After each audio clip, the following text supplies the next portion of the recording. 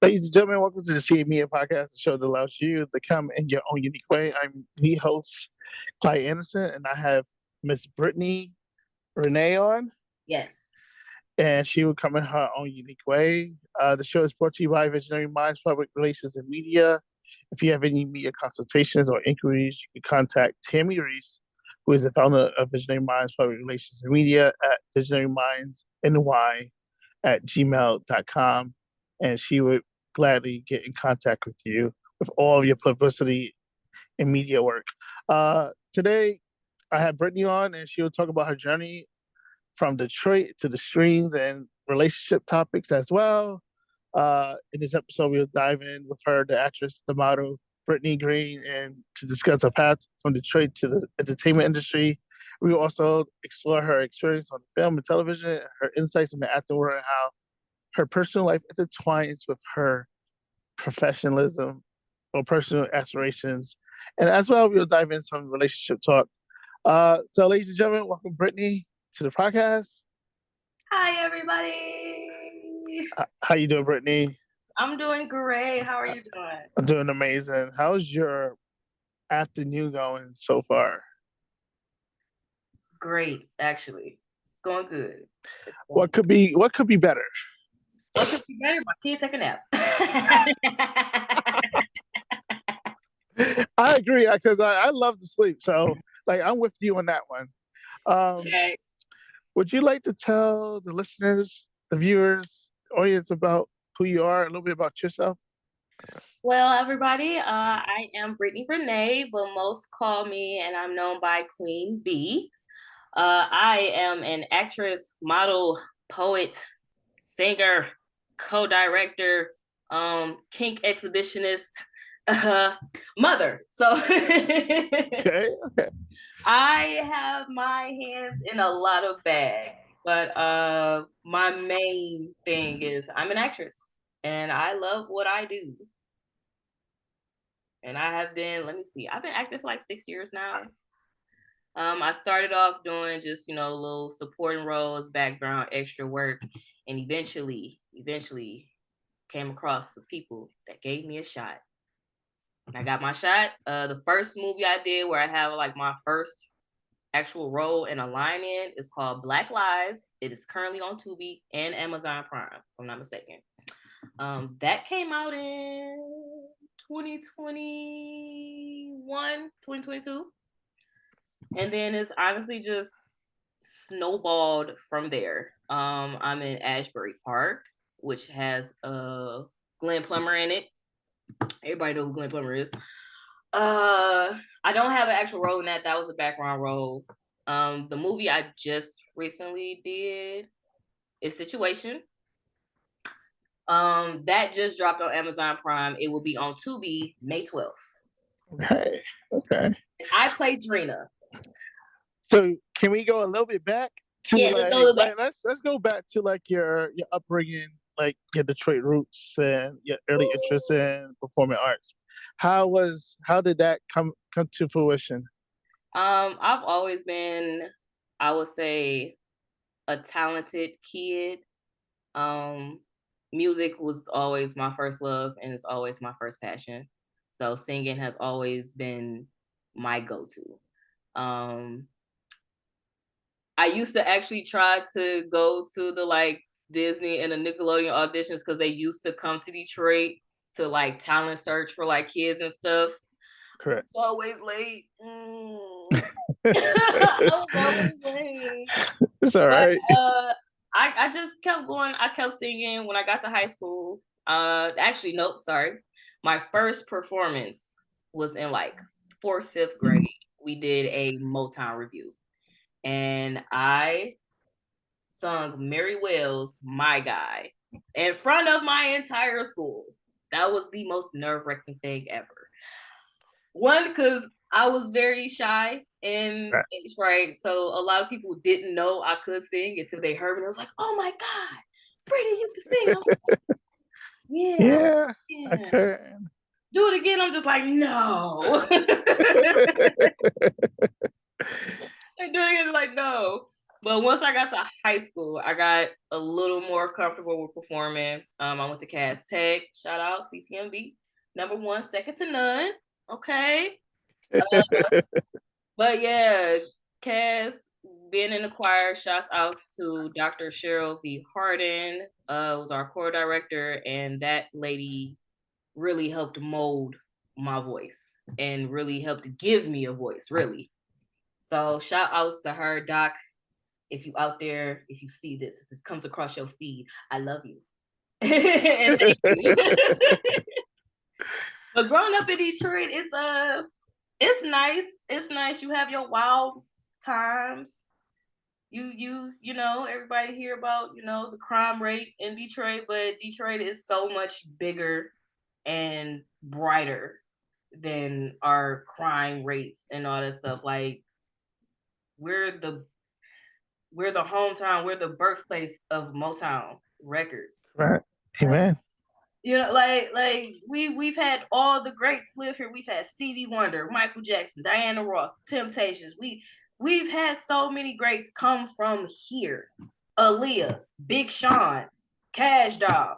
You want to get on the rapid tip? Sada Baby, I Swear Vezo. Like we have so many talented people. We go down to like we just have Detroit is just full of so much talent and culture and just it's just full of culture and love and talent, and you gotta actually look beyond the surface to actually really reach that.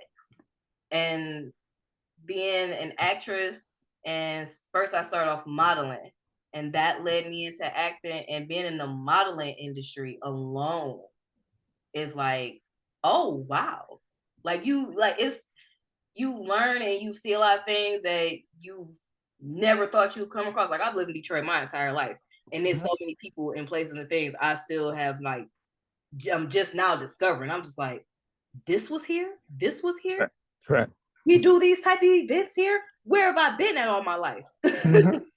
So it's like you kind of have to get yourself out there and put yourself in those rooms in order the spaces, correct. Yeah, you gotta put yourself in those spaces in order to access the inaccessible in a sense.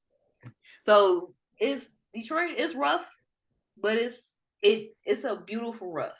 Like it's rough, but if you dedicate and stay consistent and be determined and not let the outside negativity distract you, yeah, you'll still come out with a couple scrapes and bruises, but you will be the most beautiful masterpiece that you've created for yourself. And honestly, I hate to say it, the struggle does make you stronger. I agree. I know you talked about one of your first performances using elementary. I had a performance in elementary school, like was it 26 years ago? Telling my age a little bit. Yeah, I was in fifth grade and I had to play a saxophone, and I only knew just like 3 keys, and I played it throughout the whole performance. When it was my time to do it, it was like, because I studied it. I'm like, if you told me how to play it now, I still probably play those keys, but outside of that, I am not musically inclined. I can barely sing. I was in the choir for my church. I remember one of my teachers. He passed away. He committed suicide, but it was the choir's anniversary weekend at my church, and my mom wants me to sing. I'm like, Mom, I don't want to sing. I don't feel like it. And my best friend, she was up here. She was pregnant at the time. This is like almost 18 years ago. Actually, 20 years ago, literally. And wow. And my uncle, who is the choir director, was like, I don't have to sing. So, mind you, if he's a choir director, if he said I don't have to sing, I have to sing. My mom tried to force me to sing. My mom and my best friend's about to be at blows. Mind you, my best friend is pregnant, like 14, 15, 16 years old, playing like what we do, because Clyde doesn't want to sing and she's supporting her best friend, you know. And my mom tried to force me to sing, like I don't want to sing. And my uncle's like, no, like make that make sense. But makes sense. Leave me alone. But nah, so I don't sing. I sung at my church choir in Syracuse a couple of times. I had to lead a song like New Year's Eve, it was all right. I'm not the best singer. I leave it to the pros. But my whole entire family's like musically inclined, except for me.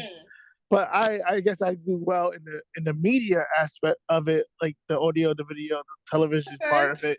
But Hey, yeah, that's an important aspect too. That's of a very course, important aspect. yeah. Especially you're you're behind the scene, or you can be in front of the camera. You're doing if you're behind the scenes, you're doing all the dirty work that people don't see. They see the production part of it on screen. They don't know who Okay. behind them cameras doing that work, Okay, making they sure see that the the finished people like product. you look beautiful and prosperous. But yeah, it's a lot of work. But going back into like your aspiration to your acting career, I guess you had an appearance in Melanin in McGraw Avenue.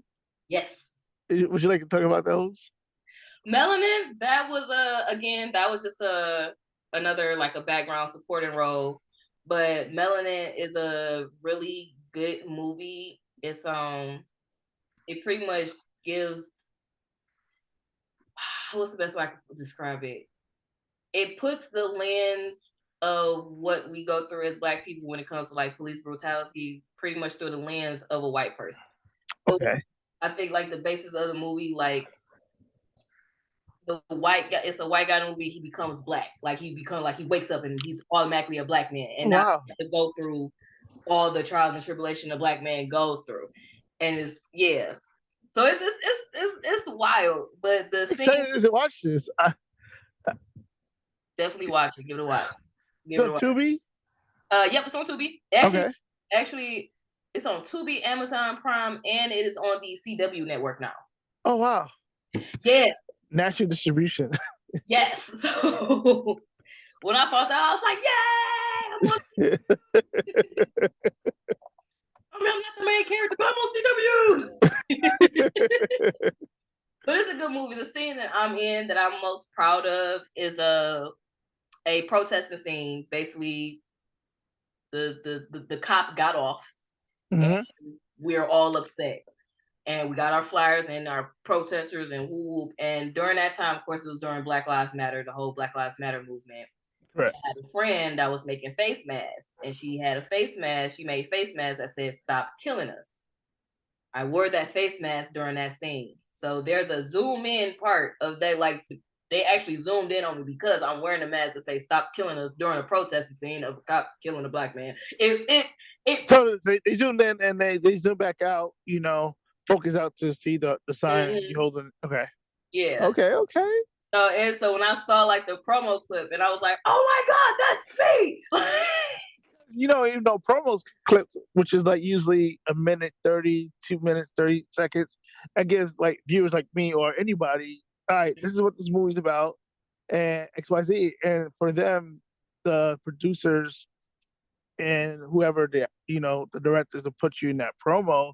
That says a lot about you and where they see you at in that film. Yeah, it did say a lot, and I was just like, "This is awesome." I loved it. I loved it. That was like a big moment for me. I was just like, "Oh!" And then I saw I was on the CW. I said, "Oh, Mama, I made it!" But yeah, and then McGraw Ave. Wow, McGraw Ave. That was a production.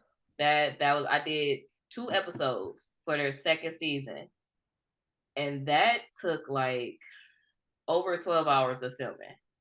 Okay. Over 12 hours of filming.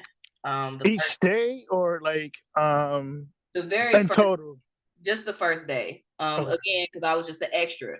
Correct. But still, it was fun. So I took it as, for me, when I first started out, I was like, okay, I'm getting extra roles. I'm not getting paid for it, but eventually it will lead me to a main role or a role with a line. Then I'll get 2 lines. Then or a supporting cast, Yeah, or a supporting cast. So I didn't have no issue with taking extra roles. I took all the extra background roles I could get. Like my face on the camera, exactly. Okay, as long as my face on the camera somewhere, some form of fashion. Okay, people know my names. I'm introducing myself to the directors, all that good stuff. But I was on set that day, and I know for a fact I made a very good impression because I even had the other extras there like cracking up.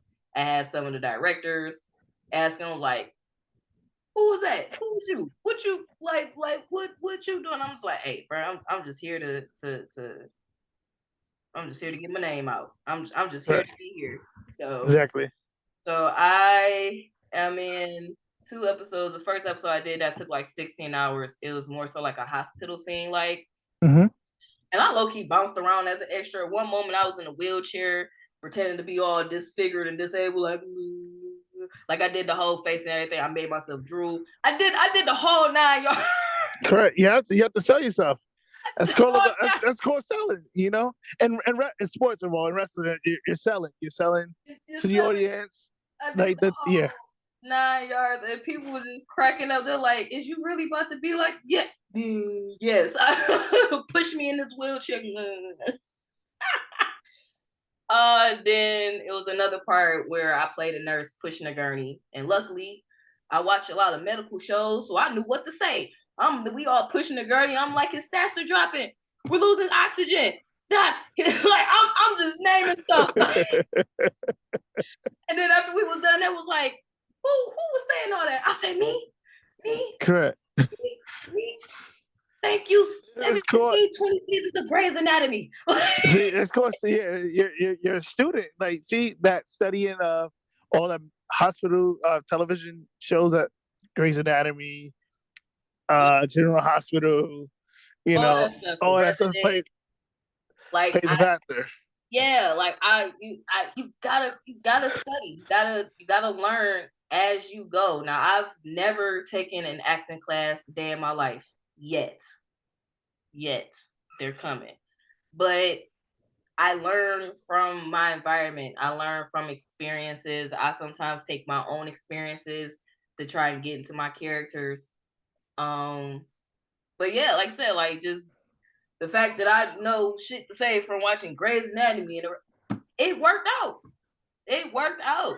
And they was just like, "Oh yeah, we're gonna use that." I said, "Bet." That's what's up. Okay, so I was asking, like, what are some of the challenges you face as an emerging actress? And I think you're saying Being typecasted. Typecasting. Can you describe to the audience what that does that mean? Typecasting is when you are pretty much given the same role in every movie. So let's say, for example, who is the perfect actress for this? Or actor? Jennifer Lewis. How Jennifer Lewis always plays somebody mom or mom. Always playing somebody crazy mama. That's kind of a typecast. If you are only in movies and they only comedic pops. Yeah. If they only put you in movies for sex scenes, you're typecasted. If they put you in movies and all you play is a ratchet female in that's typecasted. Granted, that means you play that role very well and you can embody that, but it limits you. It severely limits you and puts you in a box. And if you don't try to get out that box, you can get stuck there. So that's a challenge because some of the movies I did, I do nude scenes or sex scenes in, and it almost started to feel like I was starting to only get those roles specifically for that, and that's not what I want because you're great at it, or good, or the best, or the GOAT. That's not what you want your image to be. Yeah, like, and I don't want my talent to only be limited to that. Like I'm very talented. I have a broad range, so it's like I don't want to just be the mistress or the vixen of the movie. Like I could be the doctor, I could be the nurse, I could be the cracked out sister. Who knows? Like correct. I could be the new Felicia. Like Bye, Felicia. Okay. But typecasting, that's one of the challenge. Another challenge is as an up and coming new actress, I will say is unfortunately in the Detroit scene, some of these directors pervs. Some of these people are pervs. More so, I'll say videographers And cameraman, a lot of our photographers, some, not a lot, take that back. Retract that. Take that back. There are a few that makes it difficult to work with because of their reputation. But so you have that, because I was like trying to like figure out who's who. Because everybody go off their Instagram and their Facebook pages, and now everybody be using their real name. So you got to try to like figure out, right, is this the dude I heard about? Yeah, do your own research and homework. Correct. Yeah, you gotta do your research, your own background check, just so you don't end up in an uncomfortable position or situation. Let's see, what's another challenge? Sometimes finding roles can be difficult if you don't know where to search or where to look. Because again, a lot of people use social media, Instagram, Facebook, Twitter to advertise, to do their casting calls and stuff like that. So sometimes you get them, sometimes you don't. I'm just always been fortunate because I stay on Instagram daily. So I follow all the directors. I follow the production companies and the production pages. I follow the videographers just so I can stay on top of my game and be like, ooh, cast a call here. Ooh, cast a call there. So I'll say those are the main 3 challenges that I faced with up and coming. But I've been blessed that I've came across and networked with a lot of amazing people that actually help and support and will pretty much put my name in spaces that I haven't been yet. So once I get to that space, I'm already known of. Like everybody, I've already been heard of. So those are my challenges. And I'll say anybody has faced those challenges. But those are definitely mostly my challenges that I faced coming up acting in Detroit. Mm-hmm.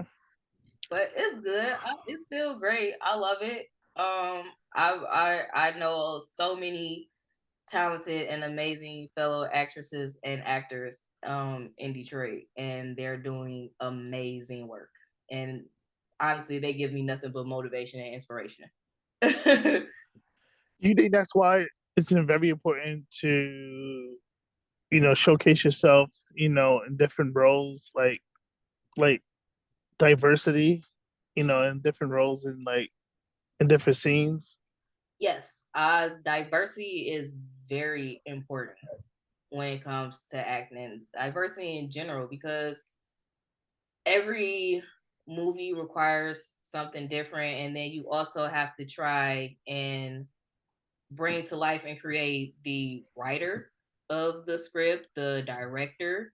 Like they each have their own common vision for that production. So it's like, yeah, you kind of want to make it your own, but you still have to make it your own to where it fits into what they visualized it to be. Correct. So it's diversity is a huge factor because you have to be able to tap into those different situations and narratives. Like you can get a script and you have to play you may have to play a husband who's being verbally abused by his wife, and you probably never experienced nothing like that. Right. And now you have to figure out how you can pretty much become that character, embody that character, but also not let it affect you personally. Right. So it's kind of like a Heath Ledger and Joker type of deal. Mm-hmm. You can't let your character consume you. R.I.P. Heath Ledger. Okay. Rest in peace, man. So the importance of versatility, I've seen some of your roles as like you did Publicity and like Black Lives. Mm-hmm. Mm-hmm. And you also was like an art production assistant in Carolyn, did I say correctly? Honestly, that is a mistake. That's an error on IMDb. Yeah, okay. That's an error on them, and I have not figured out how to get that removed. But that's an error on them. But Black Lives, McGraw Ave, Ashbury Park. Yeah, those are all. But I've done music videos. So I act and model in a few music videos, and those are always fun. Those are actually easier than doing movies. Why is that? I would say being in music videos it depends on the artist's vision for their video. If they just want some chicks in the background dancing, cool, simple. That's all I gotta do. But if you actually like want your music video to have some substance and, you know, context, then yeah, you kind of got to work with the artist and kind of somewhat make it like a movie production. So I've had a few where I've played like the leading lady or the love interest and had to roll that out and, you know, do the little scenes and pretending to talk on the phone and cute little stuff like that. And then I've done music videos where again, I was just the dancer. So all I had to do was show up and bend over. Shake what my mama gave me, okay? I can tell, Feather. Okay. So music videos has always been easier for me. They're fun. It's making movies. That's where the real work comes in. Because sometimes you can be on set for 12 hours and you got to be there. Like you just got to be there. Like you may not even did your scene yet.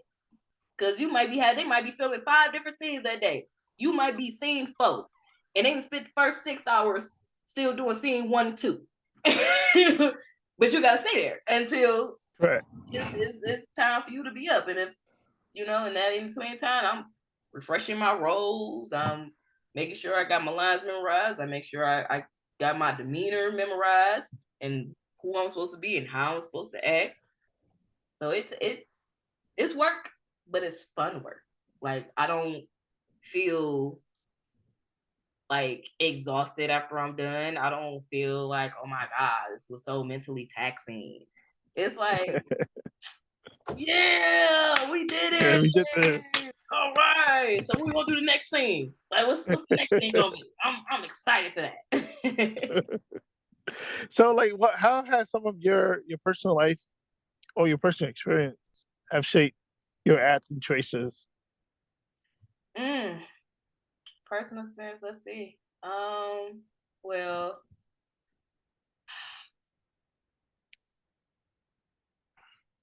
I would say they have shaped my experience because I can take what I've dealt with and can apply it to my character or help someone else get into their character. Mm-hmm. My personal experiences, I've actually, because of my personal experience in one of my toxic relationships, I'm actually in the process of writing a script of writing a movie about that. So that's crazy. That was going to be like one of my next questions. Was like, how did you balance your personal relationship with a demanding career such as acting? Yep. I'm currently writing a movie about one of my past relationships that was very toxic. So that's gonna be nice. I'm excited about that one. I'm actually excited. It's actually very therapeutic and healing for me as well because it helps me really. I'm still. I granted I've healed as much as I can from that relationship and moved on from it, but to have to write the script and kind of like relive and go back to those moments is somewhat triggering, but it's not triggering to the point to where it's like, oh, I can't do this. It's triggering to where it's like, wow, you got through this. And this is the result of how far you came from getting through this. And I'm just ready to tell my story now. So hopefully, if there's anybody that's dealt with what I've dealt with, hopefully they'll be able to find that silver lining. All right. I know you said you want to talk about some relationship.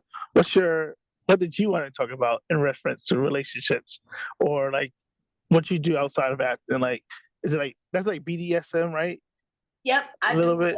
Yep, a little BDSM, a little exhibition.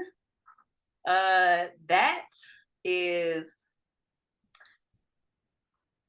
that does make my relationships a little difficult. I am currently trying out an open relationship with my son's father, and that it's interesting as trying, because I'm bisexual. And probably goddamn pan or poly at this point. But Hey, what floats you, okay. that's what's best for you, you know? Okay, I respect so it. it's navigating through that is kind of difficult because he's just trying to not, I'll just say, like, accept and more so understand me, because I am attracted to men and women. Yes, we are in a relationship, but It's an open relationship, which means you both have the opportunity to date whoever you yes, desire to date. But at the end of the day, you have to mutual understanding. This is open. I may deal with you on this day, but next day I may deal with this person. yeah, and honestly, he's got a little situation, had a situation anyway already for a while now. So it's like, but he's trying to be monogamous, and I'm like, I feel you. I feel you. you want monogamy now? Like, you want it now? Fuck. So it's trying to navigate through that, and that's kind of tough doing kink shows, because of course men are going to be attracted to me, men are going to be drawn. I can't control that. Like, Right. I can't control who's attracted to me. I have no control over that. All I Right. can control is what I do with that information. Correct. So doing kink shows, it can be, he's at the point, he's pretty much a don't ask, don't tell. He's a don't ask, don't tell type. And I don't really have a problem with that, but it's like, Do you know what I don't just ask, did a couple days ago? Someone just exploded. okay, that don't ask, don't tell only gonna last for so long. Like, because eventually you're gonna want to ask. And then when I tell you, you're not gonna like the answer. And Exactly. so we're trying to navigate through that. That's it's a little difficult. We're in a decent place right now. So I want to keep it moving in a positive direction. But I am also keeping my antennas up, because I know him well enough to know, sir, this only gonna last for so long. Like, you're only gonna be able to handle this for so long. And I haven't, and I told him, and I've explained, I'm like, if this is not what you want, I completely respect that. Like, I don't want you to force yourself into doing something that's gonna make you uncomfortable, and it's Unhappy. or unhappy. You know what I'm saying? Mm-hmm. Especially unhappy. Like, your happiness is important to me, because if you're not happy, I'm not happy. And if we're not happy, our son's not happy. So, I don't want you to do something that's not gonna make you happy, simply just off because you don't want to let me go. Or you don't respect the work that I do. Like sometimes this could be your life work, and this is what brings you pleasure. And at the end of the day, it's yes. First of all, yes, I am single, like you said. But you know, a relationship, which means I'm not tied down to you. I really don't have to give you information if I don't want to. You know, Information so is optional. exactly. So like, if the work I do pleases me, I'm gonna continue to do that work. Unless a higher calling or a God or whoever you may believe in have designed me to do something else. So like, I respect all forms of work that people do. It could be sex work, it could be regular work, it could be entrepreneur work, it could be me at home making residual income in my sleep work. Okay. Whatever work that makes you happy, you should do. Like you should feel satisfied with the art that or the gift, because it's actually a gift. It can be easily taken away that the Lord has given, or whoever you may serve has given you. So yeah. Yeah, that's where I like doing this. It's I love it. I love going to kink shows. I love damn near feeling like a freaking dominatrix. I love it. I love it. It is so free and euphoric, and it's just so liberating. And it's like I see why there are people that do this for a living. It is so self-satisfying. It is so self-satisfying. And it's just like, I want to do more. I get it.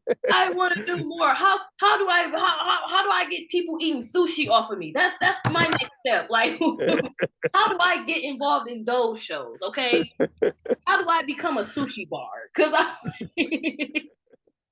so that can be a difficult thing, and I think a lot of people that's in sex work have those issues with their relationships, because you have a lot of people that I hate to throw this word out, insecure, and that's not a bad thing. Being insecure is not a bad thing. I hate people call. That was a good show. I eat the word. Have you ever seen the show? No. Oh yes, I love the show. Oh, okay. Yes, I love the show. So it's like, there's nothing wrong with being insecure, but it's like I'm not cool with women calling dudes sassy. Nah, I'm not cool with that either. I don't like that. Yeah. I don't like that. Cause like, ew. Why would you do that? Like, I don't like that. The dudes insecure, they have their reasons. Everyone has their reasons for being insecure. And it's okay. What's not okay is when you're insecure, is when you try to make those insecurities somebody else's problem. Correct. When it's your problem at that, you know? Yeah, that, like, when you try to make someone responsible for your insecurities, like, I can't make you more secure in your, that's an internal job. Like, I can reassure, I could say this, I could only do and say so much, but unless you are actually doing the work for yourself, nothing I say or do will satisfy or please you enough. Like, one of my jobs quotes or sayings, a part of our training is like RAV, IV. It's like repeat, ask, validate. You repeat what you said. You're asking the individual, you have any questions, comments, concerns, thoughts, and then you're trying to validate their feelings. Like, this is how it works. and that's how I gotta go. So my advice to anybody that's in sex work or want to get into sex work or likes to do BDSM or kink stuff, do what makes you happy. Do what makes you happy. Even if you are in a relationship, do what makes you happy. If your partner can't understand or respect that, and honestly make your happiness, understand that you making your happiness a priority for yourself will eventually overflow into the relationship, then it ain't nothing like that bitch off. It ain't nothing like that bitch off. All right, so what is one of your favorite kinks that you've done on a person that got other people satisfied or in a maze? Squirting. That you did. You made someone else squirt. Yes. Oh wow. Live and in living color? Not the band Living Color, but I love that group. But I don't know. Oh gosh. Well, no, I haven't made anybody else square. I thought you were talking about me. I've done it myself. I've done the exhibition. But what I've done to somebody else, impact play. So like spanking. Okay. Spanking with the whips, paddle, flogger. I've done that, and that satisfying. That was satisfying. Okay. What else have I done? Impact play. Of course, I've done my own squirt demo in front of a live audience, which was amazing. It was amazing. Wow. It was amazing. It was amazing. Like. So what is like performing in front of people, like in that line of work? Like, there's the image of people watching porn, and yes, you have videographers, people behind scenes recording all this content. What Mm-hmm. is it like performing in front of people that's watching live while you're doing it? It can be a little nerve-wracking. It was a little nerve-wracking, but I I was prepared for it. I've always kind of been like a exhibitionist as a kid. I was that kid. I would moon my friends just cause. Like I just be mooning my friends like, and they're like, oh my god, Britany. I'm like, yeah, ha ha. So you some bud. So for me, um, being naked or just being exposed in that way in front of people doesn't really bother me. It actually kind of turns me on a little bit. Mm-hmm. So I enjoyed it. I enjoyed it. My audience enjoyed it. Okay, and I got so many compliments afterwards. Um, yeah, it's fun. That's the best way I can describe it. It's fun, it's liberating, it's euphoric. Like I was still on a high for like 2 days after I did that. Like, Wow. yeah, like I was just on a natural, like euphoric high after that. I was just like, oh my God, like it just felt so good. And it just felt I can't find the words to describe it, but it's a great, amazing feeling. I applaud the women that has been doing this work before me and some that still continues to. I love it. I like going to kink shows and BDSM shows. I learn a lot. I meet a lot of interesting people, and it'll be people that you wouldn't even think, you'll run into people that you wouldn't even think that would be into this type of stuff. You'll be like, Doing here. Let's tell you about this. oh, you a little freaky freak. Like, but it's great. That is like the greatest thing ever. I'm actually supposed to be doing another kink show coming up this week. Except this time, it's going to be a dude getting jerked off in front of a live audience, and I am doing the jerking. So I'm excited for that one. I'm excited for that one. That's fun. That's fun for me. Doing hand jobs, that's fun. It's so easy. It's okay. I won't say it's easy. I won't say it's easy because y'all been doing it your whole lives. I'm just y'all got more experience than we do, but we be trying. I just like to say I think my 12 years as a massage therapist has definitely softened and helped my hands. So I'm excited to do it. I'm excited to do it. I'm excited to see people see me do it. Right. And I become like a different person when I do that. It's I develop into this different character. Pretty much, I feel like I become my own dominatrix in a sense. You know. You have every right to be. You do. Like, and that's like sometimes like I'll I'll tell people like you'll see Clyde in one light, but in a different light if you're in a relationship or if you're doing adult stuff. It's a different light. And then after that, easily switch back to my regular. So like, what? What was that? Like, how? What did you? What? Like, yeah, it is what it is. Like, yeah. I don't know what to tell you. They were like, "Who were you?" I thought you was cool, calm, and collective, and you're like flip X, Y, Z, Z's top, like bada bing, bada boom, the realest guy in the room. Mm-hmm. But yeah.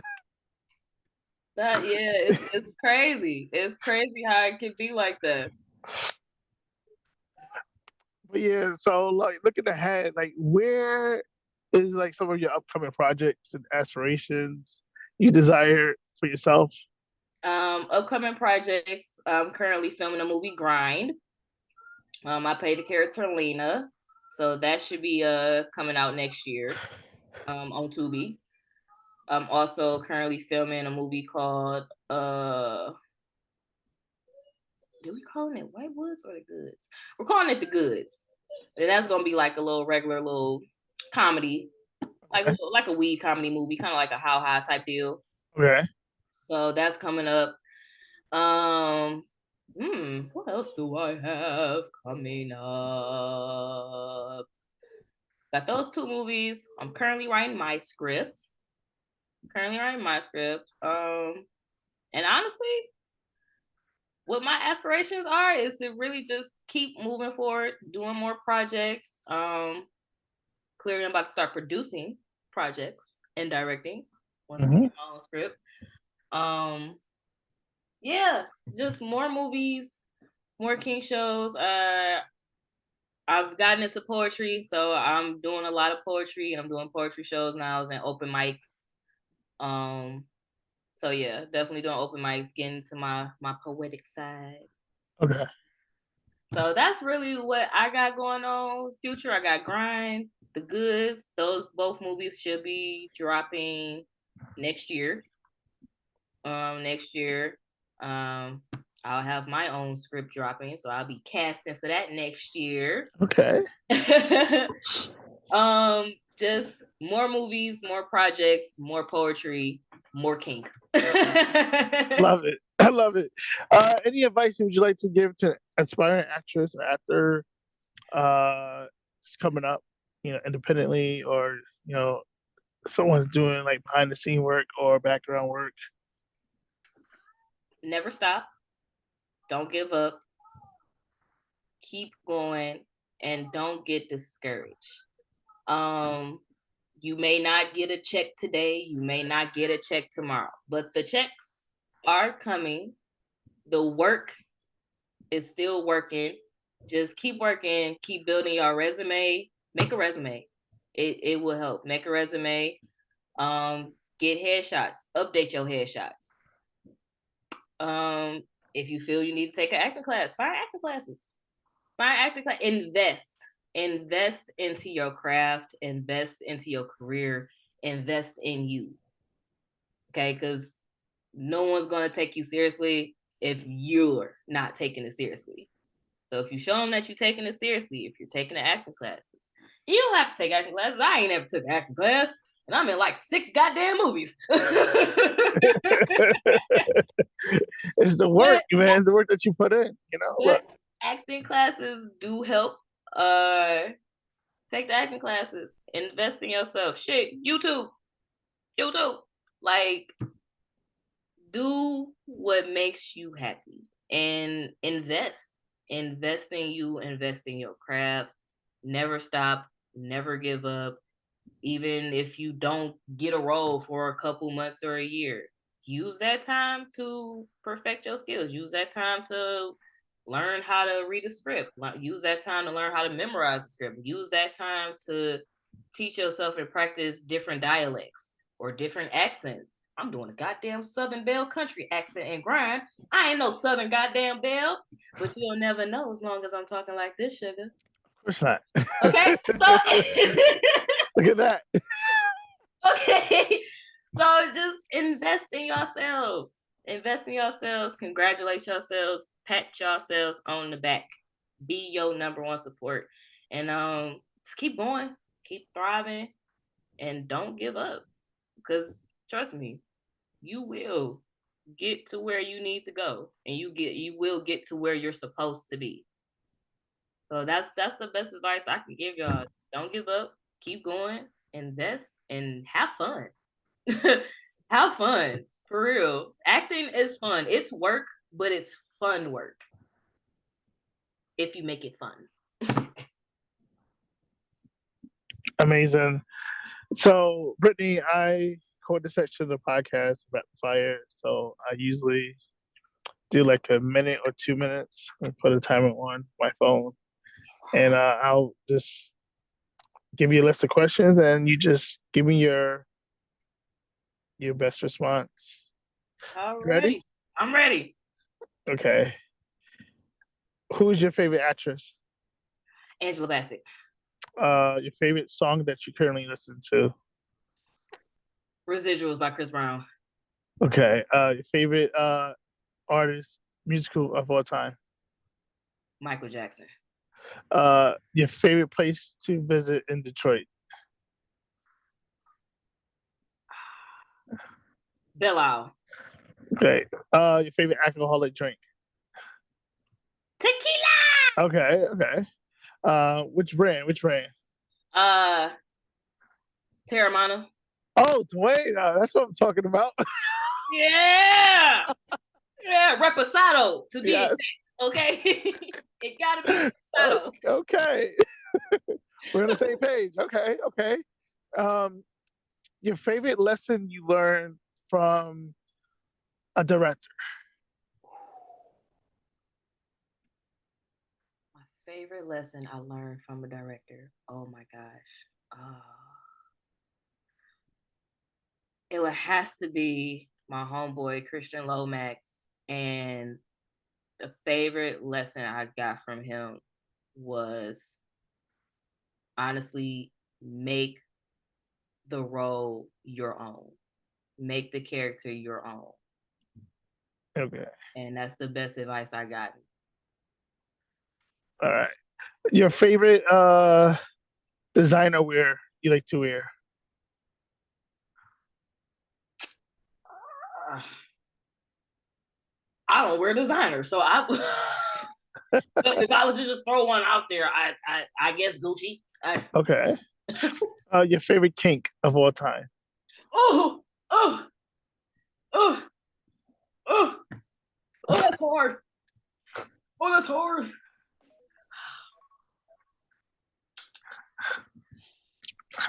I got a praise kink. What? Got a praise kink. What is that? I'm sorry. Praise kink. Good girl. You're my Bad princess. guy. Bad guy. Yeah, you're doing a good job. I'm proud of you. Keep Oh, going. okay. Praise, giving praises. Okay, okay, okay, Yeah. Yeah. okay, okay. Ladies and gentlemen, that's a quick 2 minute rapid fire with Britany. Would you like to give the audience, listeners, the viewers your social, not just social security, but your social media? My social security is 313. Look. Y'all can find me on Facebook at Britany Renee, BritanyRenee. You can find me on Instagram at It's Queen B,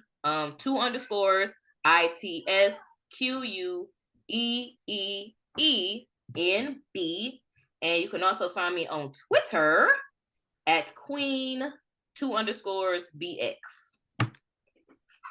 All right. Okay. Ladies and gentlemen, I have Britany Renee on the TV podcast. I thank Britany for joining the TV podcast. You can catch me, Clyde, at Twitter, X, which is Twitter, Instagram, Facebook, with the podcast at CBN Podcast. Or you can just search my personal page on Facebook, Clyde Anderson, or Instagram is at Brand New Clyde, and Twitter and Blue Sky, and whatever else social media outlet you're looking at. Uh, Ladies and gentlemen, it's a privilege and honor again having Britany Renee on the CBN podcast, the show that allows you to come your own unique way. Uh, any other outlets where people can find you or of your work, your acting work? I would say. My acting work, shit. All my Tubi, I know most of the Tubis. yeah, I'll probably. most of them are on Tubi, but everybody go on Amazon Prime right now and check out Situation. Okay, it's on Amazon Prime. It dropped like a week ago. You can rent it for like $3, buy it for like $9.99. Check it out. It's a great movie. I'm in it. I played Drina. So it may not be everybody's favorite, but I played my role very well. So yeah, check me out. I'm on Tubi. I'm on Amazon Prime, CW Network. You want to find my IMDb Pro account? Go ahead. But actually, shit, I'm on YouTube. If you look up a couple if anybody know about Sada Baby or Rocky Bad, I'm in 2 of their music videos. Y'all can find me in that. So Actually, you have a podcast or no? I am on a podcast. Actually, go on YouTube and check out my first episode of the Pure Exposure Show. You want to give us a little sample of that show? What is it about? And I'll definitely put in the link in the podcast description. Okay, Pure Exposure Show is about all exposing all artists, actors, anybody with talent in Detroit and giving them a platform to tell the world about what they do. So it's whether if you're a music artist, you got new projects coming up, you got new singles dropping, you looking for, whatever. If you're an actress, you got actors or actress, come on our show, let us know what projects you got going on. If you got any premieres, let us know about your premiere. Let the world know about your premiere. We are here to expose y'all to the world. And I am your host. So all right now. That's on. Is that on like Spotify, YouTube? Right now, it's just YouTube. YouTube, okay. Yep. Okay. Yep, just YouTube right now. But don't worry, we will be all over. Again, ladies and gentlemen, we have the lovely Britany Renee on. Again, thank you for joining the CA Media Podcast, the show that allows you to come in your own unique way. You want to leave a final quote? Final quote from me. If the man has chubby jaws, they are meant to lick down them walls. Feed that man, sis. You heard her. You heard the best, ladies and gentlemen. Britany Renee, thank you, Britany, for joining. You take care. Thank you for having me, Clyde. My pleasure. You take care. God bless. God bless you. Peace. Peace.